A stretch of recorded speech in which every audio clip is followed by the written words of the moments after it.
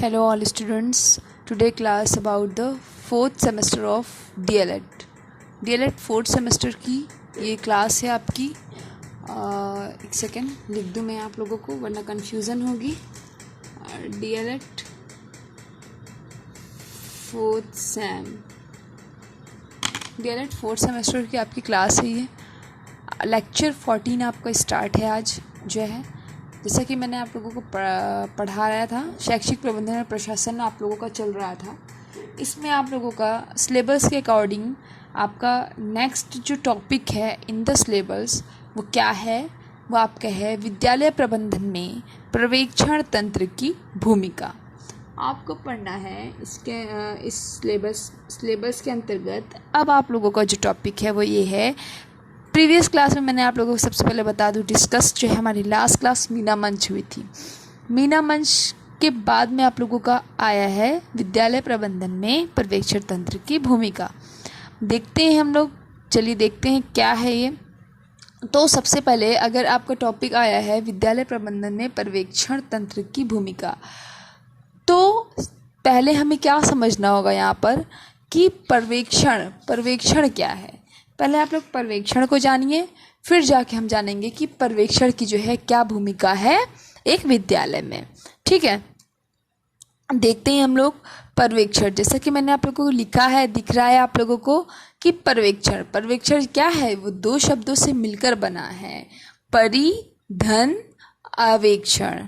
ठीक है, तो परि का अर्थ क्या होता है उसको देख लेते हैं। इंग्लिश में बोलते हैं सुपरवाइजन, आवेक्षण। ठीक है, तो पूरा हमारा क्या हो जाएगा, इसका अर्थ अगर हम देखें कि सुपर का अर्थ क्या होता है, असाधारण, और वाइजन का अर्थ होता है हमारा दृष्टि। तो असाधारण दृष्टि से देखना, किसे, विद्यालय को। असाधारण दृष्टि से विद्यालय की देखभाल, विद्यालय की हेल्प करना, मतलब अर्थात ऐसी दृष्टि जो अत्यंत सूक्ष्म हो।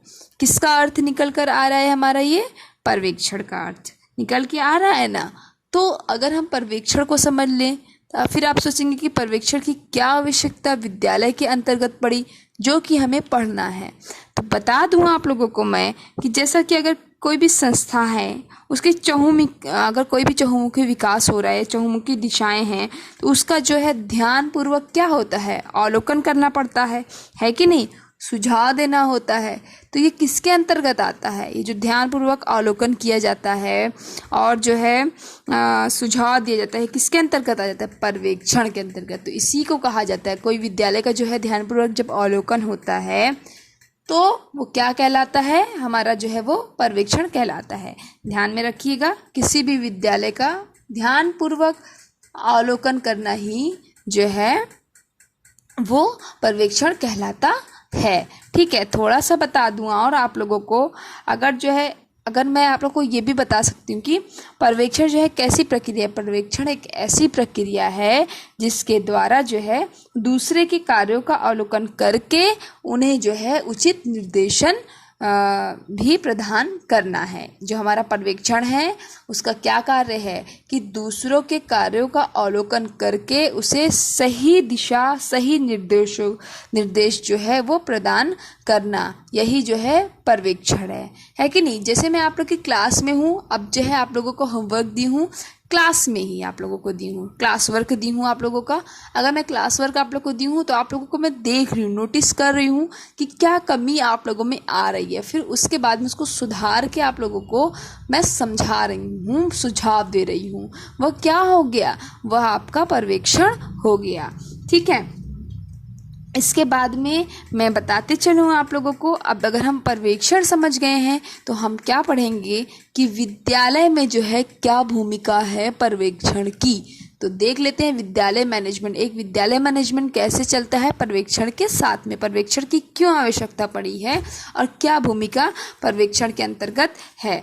तो बता दूं मैं आप लोगों को कि जैसे शैक्षिक पर्यावरण है, कोई भी शैक्षिक पर्यावरण है, विद्यालय के अंतर्गत शैक्षिक पर्यावरण ही होगा, है कि नहीं। शैक्षिक पर्यावरण है तो उसके अंतर्गत हम क्या करेंगे कि कोई भी शैक्षिक पर्यवेक्षण का शिक्षक है, अगर कोई भी शैक्षिक पर्यवेक्षण दिया जा रहा है, कोई भी शैक्षिक तरीके से अवलोकन किया जा रहा है तो उसमें जो है सीखने की जो परिस्थितियां हैं छात्रों की, है ना, और छात्रों की जो उन्नति करना है, जो भी छात्र सीख रहे हैं छात्रों की उन्नति, इसमें जो है गहरा संबंध आ जाता है। किसके अंतर्गत आ जाता है? हमारा पर्यवेक्षण के अंतर्गत आ जाता है। ठीक है, बता सकती हूँ मैं आप लोगों को कि जो शैक्षिक पर्यवेक्षण है वो एक ऐसी प्रक्रिया है जो शिक्षकों को व्यावसायिक विकास में, शिक्षण संस्थान की निरंतर उन्नति तथा छात्रों का जो है वो सर्वांगीण विकास की उन्नति में पूर्ण सहायक होती है। विद्यालय में क्या भूमिका है पर्यवेक्षण की?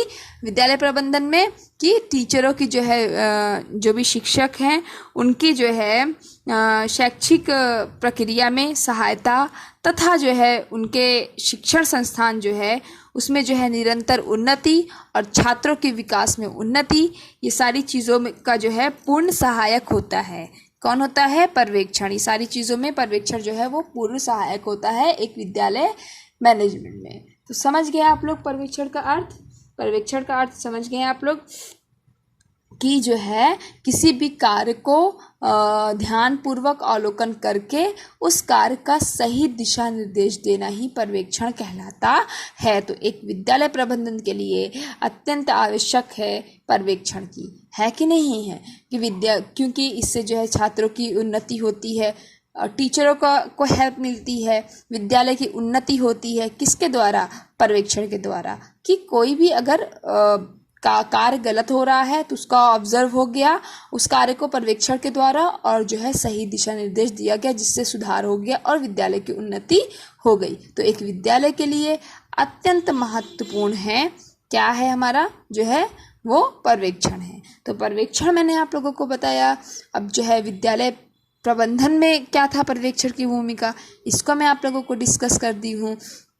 आज का क्लास 4 सेमेस्टर का मैं 14 लेक्चर करके स्टॉप करके नेक्स्ट क्लास जो आपकी मैं करवाऊंगी वो आपका DLED 3rd सेमेस्टर जो आप लोगों का था, जिसके एग्ज़ाम आप लोगों के होने हैं, मैंने आप लोगों को बताते चल रही हूँ। जून के लास्ट वीक में या जुलाई के फर्स्ट वीक में आप लोग तक होने की संभावना है आपके एग्ज़ाम की। तो इसके स्टडी के साथ साथ आप लोग जो है 3rd सेमेस्टर का एग्ज़ाम भी जो है उसका भी थोड़ा प्रिपरेशन स्टार्ट कर लीजिए। समावेशी शिक्षा में आप लोगों को कोई भी प्रॉब्लम होती है तो आप लोग मुझसे डिस्कस करिए, मुझे मैसेज करके पूछिए कि मैम जो है इसमें प्रॉब्लम है क्या, या सारी चीज़ें कंप्लीट आप लोगों का सिलेबस हो गया था 3rd सेमेस्टर का भी। तब भी अगर लॉकडाउन की वजह से आप लोगों का प्रॉब्लम आ रही है, अगर आप लोग भूल गए हैं तो आप लोग एक बार फिर से पूछ सकते हैं, दोबारा से मैं उसकी क्लास आपकी स्टार्ट कर सकती हूँ। इसको स्टॉप करके वो वाली क्लास स्टार्ट हो सकती है आपकी। इसके बाद की जो आपकी क्लास होगी वो यही होगी समावेशी शिक्षा का सिलेबस मैं आप लोग को एक बार दिखाऊंगी, ताकि एक बार से आप लोगों को याद हो जाए कि आपके सिलेबस के अंतर्गत क्या क्या है और आप लोगों को क्या क्या फिर से जो है रिवीजन करना है। ठीक है, ज़्यादा कन्फ्यूज होने की ज़रूरत नहीं है।